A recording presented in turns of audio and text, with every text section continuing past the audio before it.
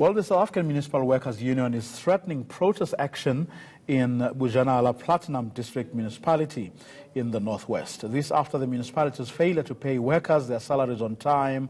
Samwu says it's also outraged third parties such as medical aids and funeral policies are failing to honor their obligations despite deductions being processed. Well, for more on this, I'm joined by Dumisani Makagula, who is the Deputy General Secretary of Samwu.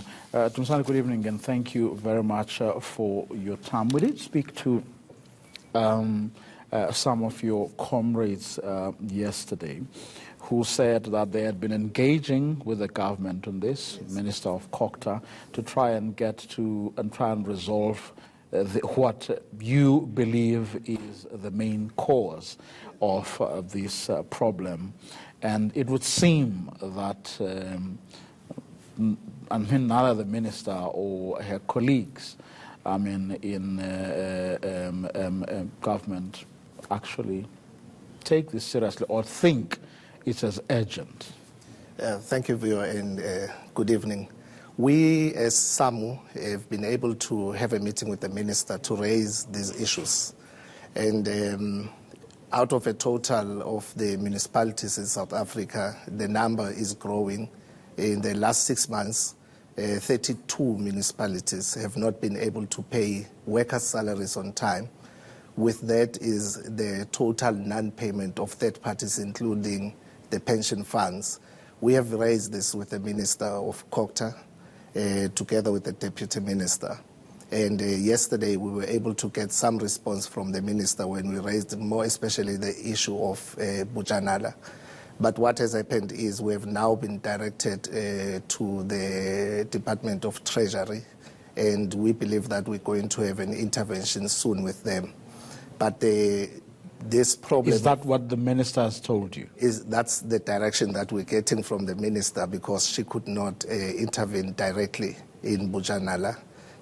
So what is she expecting hoping Treasury is going to do? Yeah, the issue is mostly around what in Bojanala has been raised is the issue of the equitable share, which was not released. Obviously, that falls within the space of Treasury. I think that's why we were then directed to Treasury on this issue. But you are aware of the reasons Treasury has put on the table, because they say that they can't just release money because there are conditions. Yes.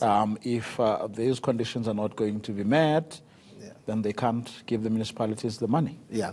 We are aware that the Department of Kokta has raised issues with the municipality. They've put up a Section 106, which is an investigation. If there are issues and suspicions of maladministration, or if the municipality totally cannot run their own finances, and they've made recommendations and given them to the municipality, and they've not complied. Over and above that, the municipality has made an overdraft with the bank, and as a result, they didn't service their loan, and it's one of the reasons why the equitable share was withheld. It was actually withheld in the beginning of July, and they should have received it by now, because this is the period when the tranche of the equitable share is paid to the municipalities.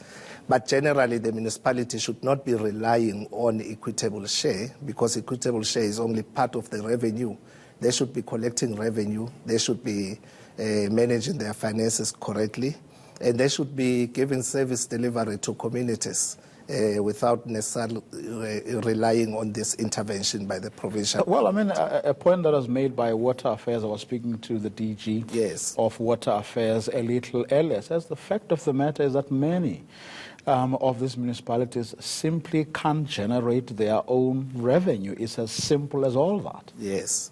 That's where we then say we need a comprehensive response to this problem in local government.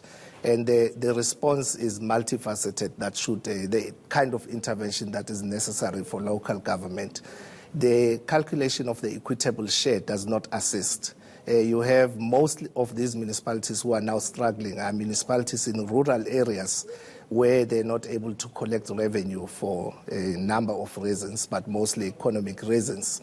And the calculation of the equitable share takes into consideration the population, and in rural areas, population is much less than you have in metros. And obviously, metros will gain more out of equitable share than the rural areas. That's where we then say the calculation is not right. There's a municipality in the Free State, Kopanong, which has 10 towns, and all 10 towns are rural. There is no industry, there is no provincial government, there's no revenue coming in. Now, back to the today's issue. What's going to happen in the Bojanala case and another municipality that may come around tomorrow and say, we don't have money to pay for the... Yeah. What is Samwu going to do? And do you have any idea how long this treasury process is going to be, to take place to ensure that workers don't suffer because someone is not doing their job elsewhere? Yeah. Firstly, we're pushing for change of policy in terms of the structuring of local government.